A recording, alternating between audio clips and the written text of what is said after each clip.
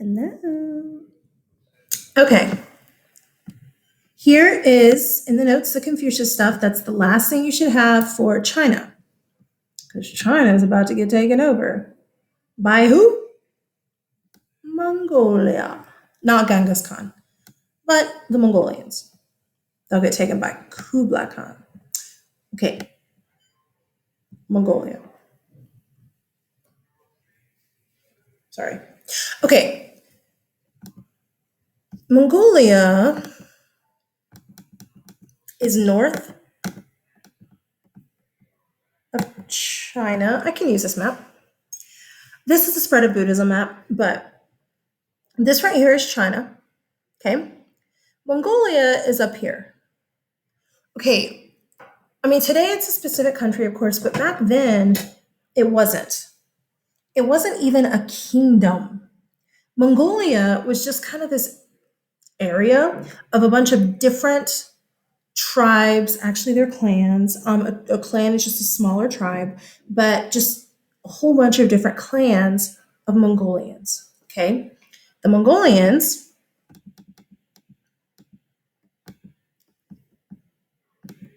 I just love looking at Confucius. He's so cute. Um, the Mongolians,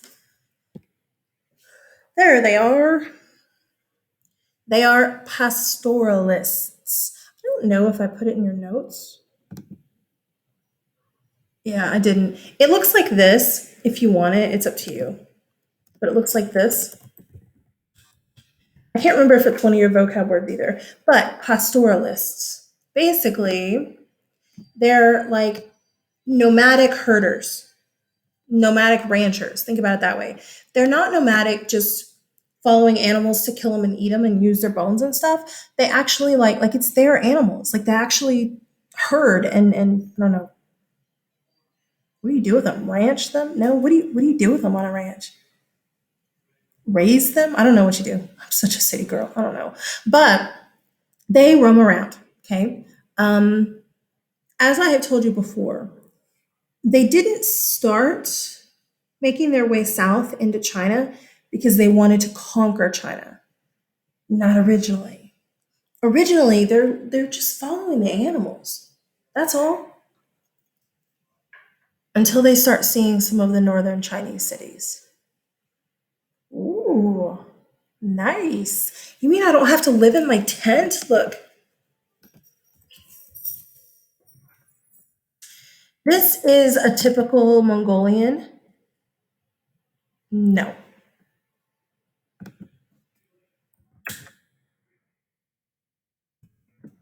I don't want a yurt that you can buy. I want a Mongolian yurt. This is a typical Mongolian yurt. I love that word. Yurt. I guess this is one you can buy. That's okay. Yurt. Yeah. It's a tent. Sort of. I mean, look. Traditional yurt. Ah, this looks pretty. Yeah. Do you see this, by the way? Oh, I can't zoom in. Look right here. Today, that's like an exhaust for an oven or something. Back then, it was for fire, to let fire out, like smoke. Aren't they cool? I mean, they're tents, see? Today, an oven. Back then, it would have been a fire. They're really cool little things, though. And they're real easy for the Mongolians to pack up real quick. Oh, here's a pretty one. That is a pretty one.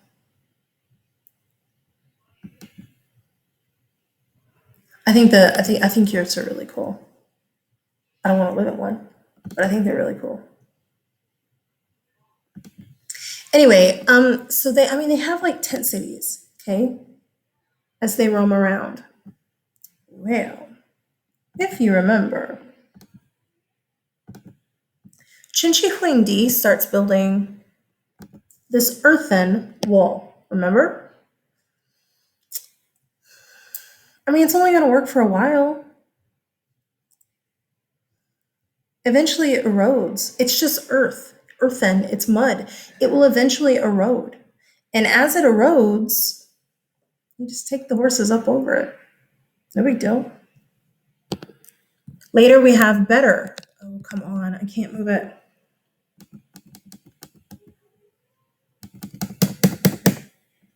There we go.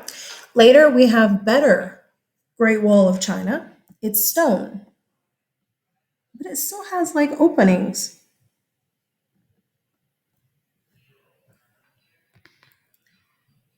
And then the Mongolians invade. So let's deal with the Mongolians creating an empire. We have a guy right here named Genghis Khan. It's not Genghis. Oh, Genghis. Now, you will see it spelled sometimes. I don't remember if the H is there or not. Let me look it up for you. Sometimes you'll see it spelled with a CH.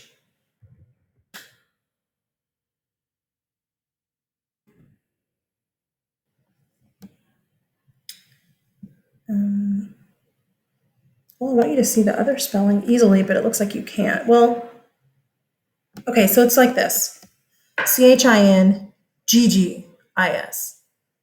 It's the same person. And I will tell you, like, I feel the importance to point this out now because there was like an AP test question where kids were being like, they were writing about the Mongolians, and one of my girls didn't realize, and she was like comparing Chinggis Khan to Genghis Khan, and they're the same person. And I was like, oh, ah. So I do feel the need to. It's not a bad idea if you want to add this into your notes. In fact, I might go ahead and just do that. You want to put that H in there. There you go. It is the same person. Okay. Okay, so that being said, Khan. Khan means king. Khan, king. This is King Genghis. But actually, Genghis isn't his name either. What? Genghis means the great. This whole thing is a title. The Great Khan. I wonder if universal ruler. I was wondering if this Chenggis meant the same thing as Genghis, and it does. Universal ruler, the Great Khan. That being said, his name is Temujin.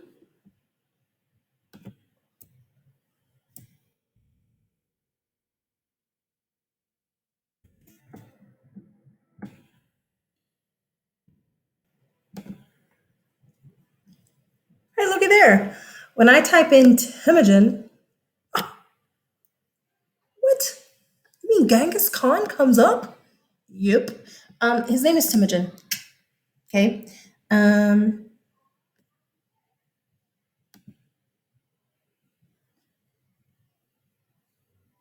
Blacksmith. Yeah.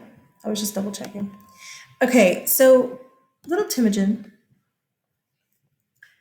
his father was a clan leader, like a tribal leader. Okay, who ends up getting killed. Their clan gets raided by another Mongolian clan, and he gets not he, but his family gets blamed by his clan. So they're like kicked out. Yeah, and they just live a rough life. Eventually, they get taken in by another clan. Whew, okay, his mother marries the new clan leader, which means Temujin is now the next in line to take over. Freya, are you okay? Here, baby. Temujin is now in line to take over as the next leader. Okay? Well, he does. And he starts going on a campaign to unite the Mongolian clans. I often have kids ask, did he plan this? Like, did he plan on creating this big empire? Uh, we don't have writing. We only know these stories about Temujin being a kid and everything from later Mongolians. We don't have writing right here.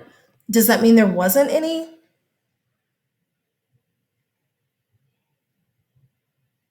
Not that we know of. Not this early. So are they not a full civilization? So that being said, there's a lot of things we don't know about the details. Okay, what we do know is that Temujin starts uniting several of the clans. Some of them using the idea of, hey, if we're all united together, it's going to be a lot harder for people to like attack us. True, there is strength in numbers. Some clans were like, no, because if we unite with you, then you're in charge and I'm below you. And right now, I'm king of my own clan. Thanks, bye. Temujin was like, mm-mm. And his rar came out, and he would attack. Temujin was a warrior, warrior, big time, and he would use a lot of like strategies. They would do like attacks, and then they would retreat, like fake out retreats. Okay, and then they would attack later again. They would do a lot of stuff to kind of like strategically fake you out and stuff. But regardless, he starts building this pretty big empire, and he gets the title Genghis Khan, the Great Khan, the Universal Khan. I'm sorry, the Universal Ruler. Okay, so again, Genghis Khan is technically just a title. That being said, one of the things he did, which is just a little side note and kind of interesting and kind of weird and kind of gross all at the same time, anytime he went to another clan, he would take another wife. So he had like a million wives. He got them pregnant. I don't remember the number.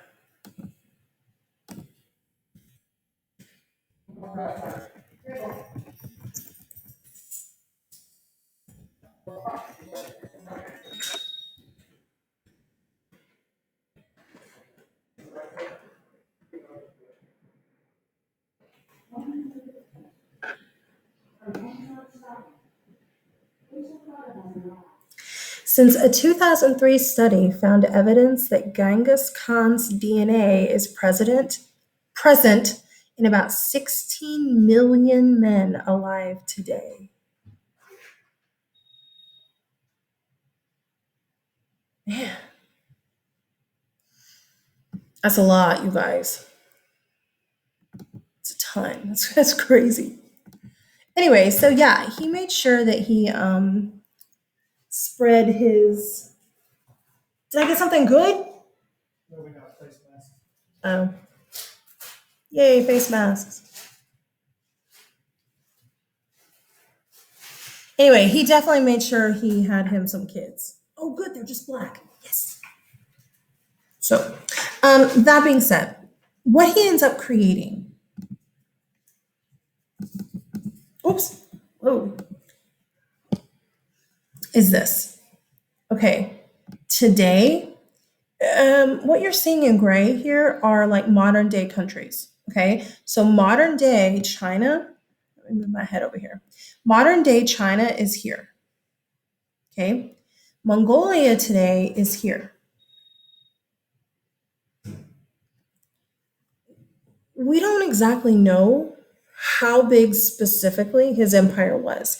Again, we kind of have to rely on what people said later about him, but we estimate about this big. It's not gigantic, but look at it compared to Mesopotamia. It's pretty good. Look at it compared to some of the European countries that exist today. Look at it compared to Italy. That's it. Germany. That's it. So it's already pretty darn big. Now, Genghis Khan did not rule it heavy handed. What are you doing?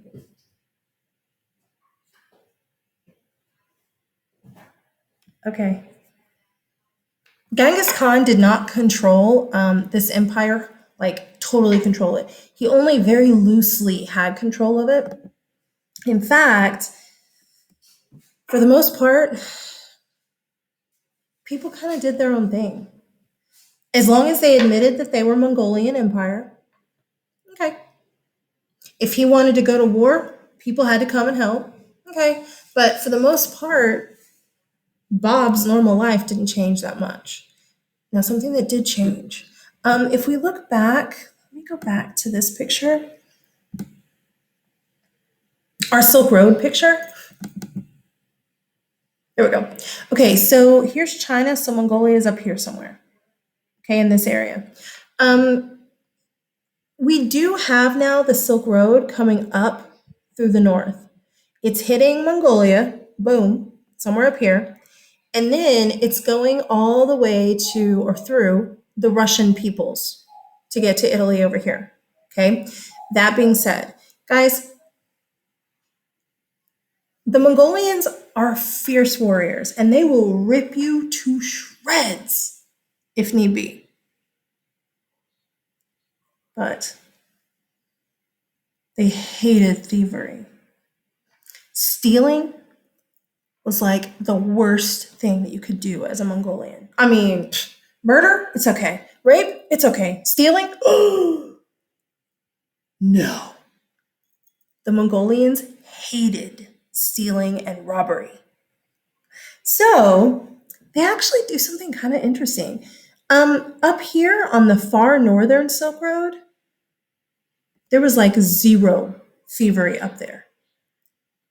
Because if you're caught robbing somebody on the far north Silk Road up here, okay, and it's under Mongolian control, they will rip you to shreds. So, oddly enough, the Mongolian Empire in the north is going to protect trade by getting rid of the thieves in the north. Now, that just means that thieves move from the far north Silk Road to the north or the south. Okay, it's not like they stop thievery, they just move. But it is going to make the Silk Road that goes through Russia much, much safer, which is kind of weird. Like, murder is okay, rape is okay, torture is okay, thievery, no. Cannot steal anything. Well, Genghis Khan dies. But see, other people, oh, I forgot about this. Other people, Mongolians, continue building the empire after him. So look here, in 1206, okay, and then suddenly 1279, what the heck? The empire that Genghis Khan created is like in here. But then his descendants keep going. Wow. Look at this. This is going to be the largest land only empire in history. It's not going to be the largest empire. Great Britain will have the largest empire, but it's because they own like half the ocean too. Not really, but they own a lot of ocean. This is land only. Now I know kids are always like, but what about that water? There's no sea. There's no ocean. There is a sea. That's the Caspian Sea. There's no ocean. Okay, it's largest land continuous empire. That's huge. Guys, that's Europe, Mesopotamia, Persia, the Indus River Valley civilization. Now, he doesn't go into India. Partially, he doesn't come down this way. Well, it's not Genghis Khan, he's dead, but the Mongolians, they don't come down this way because of the Himalaya. Okay. And then you see they will eventually take China. What ends up happening is this: we create this massive empire, and then it gets divided into four khanates. I bet I don't have this picture. Yeah, I do. Four khanates. Okay. It's divided into the Great Khanate, which is what Kublai Khan will get. He's our next Khan. Okay. And then we have these three. I don't mean this rude. but in the grand scheme of world history, they don't really matter, except that this is a big empire later. And this will come down here and take over, what is that? India, to create the Mughal Empire. Mongol? Mughal. You think the words are related? Uh huh. So, the empire kind of gets like divided up, and it is still the Mongolian Empire, but like it's really kind of four separate things. Okay? This right here is Genghis Khan. Now, this is him later in life, obviously, but this is probably not what you expected by a military leader or a man who likes ladies a lot. Maybe he got, I don't know, calm in his old age. I don't know. This right here is this giant Genghis Khan equestrian statue. You know, I would like to see where it is on a map. I don't know. The Genghis Khan statue. I wonder. Got a piece of hair.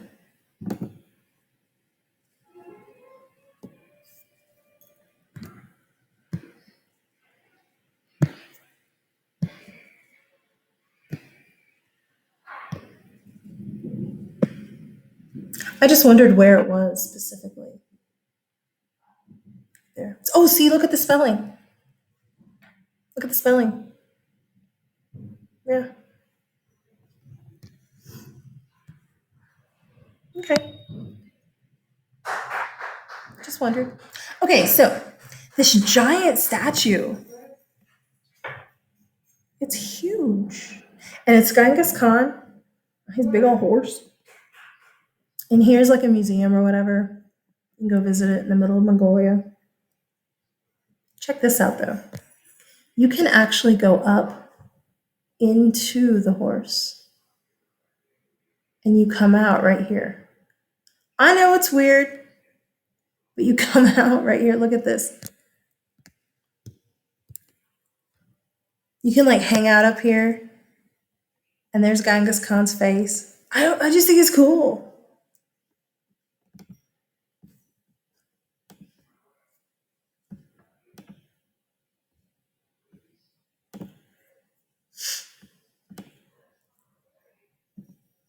Look at this thing. It's huge.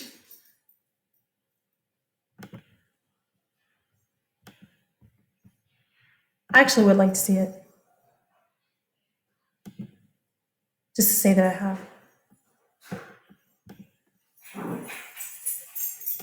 I wonder if there's any pictures inside. Whoa.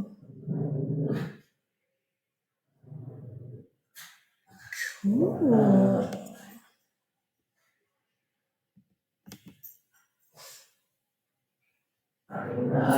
Oh, you can even come out onto the horse. I didn't know that. Cool.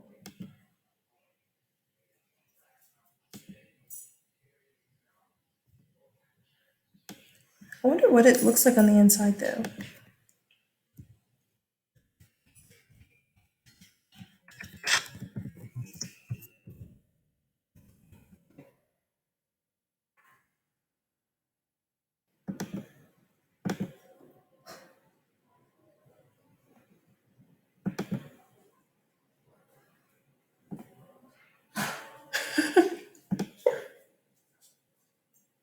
Okay. Well, you go in and you see a giant Mongolian boot. All right. Oh, here's how it is. This is what I was wanting to know because I've never actually looked.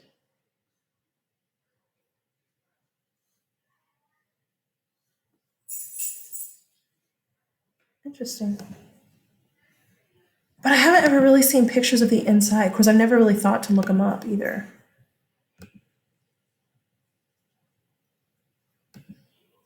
Oh,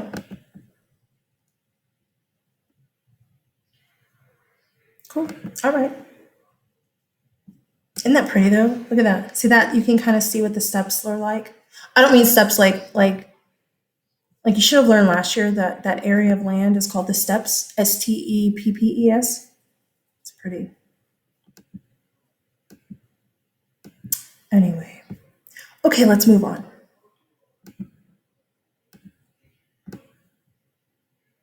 The next big Khan that we need to deal with is Kublai Khan. Kublai Khan is the Khan who gets the Great Khanate here, right here. He's the one who gets that, like he's the king of this right here, which means he's in charge of China.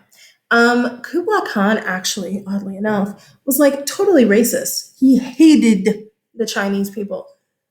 In fact, he wanted to murder them all. He wanted to just genocide them all, kill them all. But he loved Chinese culture. That is so weird to me in my head. I don't really understand how you can hate a people but love their culture. Like that's just really confusing to me, but whatever.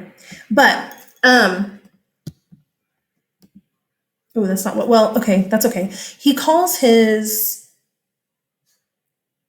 uh, dynasty in Chinese history. It's called the Yuan. I've heard people say Wan, but I learned it Yuan. The Yuan dynasty. This is his Khanate. This is what he controls.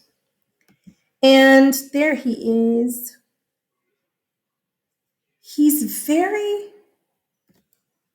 He's so weird. He's such a whatever. Because again, he hates the Chinese people, but he actually his bureaucracy is full of a bunch of foreigners. So it's not just that he hates foreigners, he just hates Chinese people. But like he passed laws that like nobody in this time period in the Yuan dynasty, if you're Mongolian, you can't marry Chinese people. Like he passed all these laws like limiting Chinese people's rights and stuff, but whatever. One of the important things he does though that is huge, that Silk Road trade gets increased like crazy under him. He is kind of curious about other places, but he doesn't really leave, but he has a lot of stuff brought in.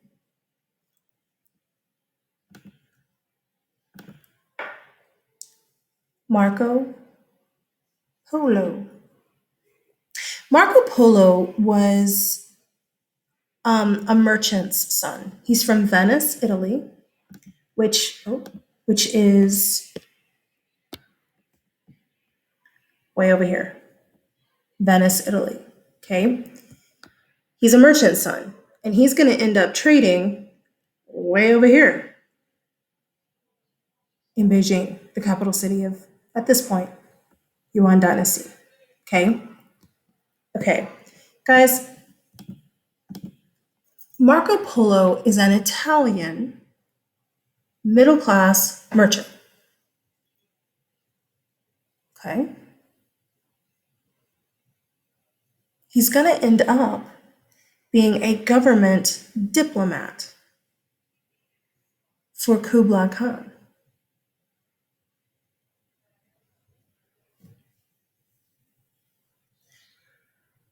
How do you go from being a middle class diplomat, I'm sorry, a middle class merchant to part of the government? That would be like me, just as a high school teacher, all of a sudden one day, like tomorrow, being made president. People would be like, she's in charge? I think I would suck at it. I'll be honest. Marco Polo is Italian, first of all. Huh. But see, this is a weird dynasty anyway, because it's in China, but we have a Mongolian ruler. So he's the Italian diplomat to China, but the king is Mongolian. This is just weird. It's just weird. Here's another picture of him, another painting of him.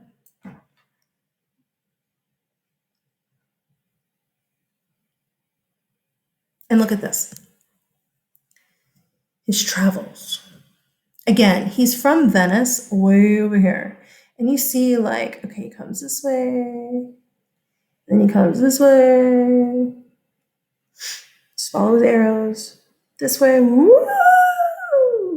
Then he comes this way. He's in Beijing for a while. In fact, most of his time is gonna be spent there. He comes down this way,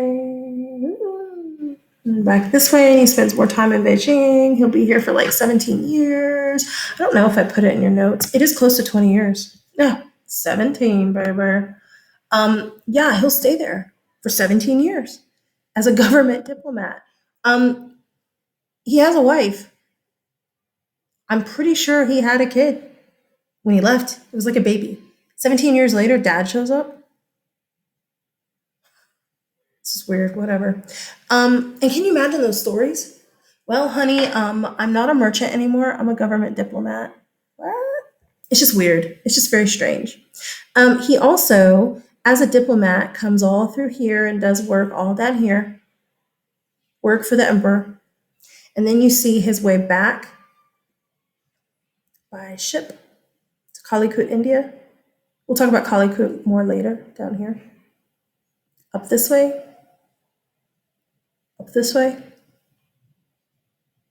Honey, I'm home. He goes all over the place. He spends 17 years in China. China to Europeans was like the end of the earth. Like it's as far as you can go away. They didn't know about the Americas. So to them, China is like as far away as possible.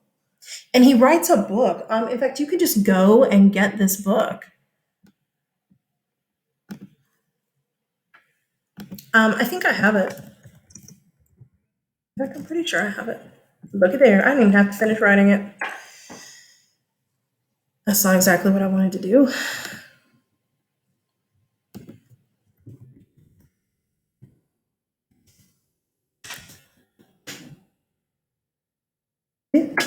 $14, paperback. Boom. You can have it as soon as July 13th. Oh, I forgot. Today's July 8th. Who knows when you're watching this? Probably in October, September. Yeah.